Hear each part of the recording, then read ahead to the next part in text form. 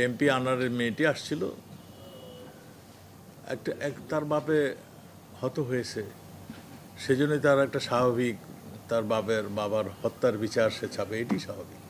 সেটাই সে বলতেছিল যে আপনারা যাতে কেউ পান না পেয়ে যায়, আপনার এই বিষয়টা মানে দেখবেন।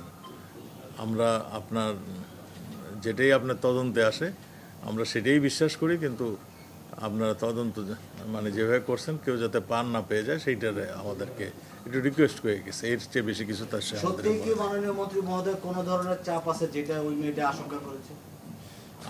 আমি কে চাপ দিবে আমাদেরকে? কোনো চাপ চোপ নাই। আমরা সঠিক পদ্ধতিতে ইনকোয়ারি হচ্ছে এবং আমরা মনে করি ইনকোয়ারিটা হওয়ার পরেই আমরা সব কিছু বলবো, কার উদ্দেশ্য কী ছিল এগুলো সব আমরা পরে জানাবো। আর এখানে চাপের তো কোনো প্রশ্নই আসে না। কে চাপ দিবে কাকে? একটা খুন হয়েছে, একটা আমাদের মাননীয় সংসদ সদস্য, তার যারা খুন করেছেন তাদেরকে আমাদের খুঁজে বের করার দায়িত্বটা আমাদের, আমরা তাই করছি।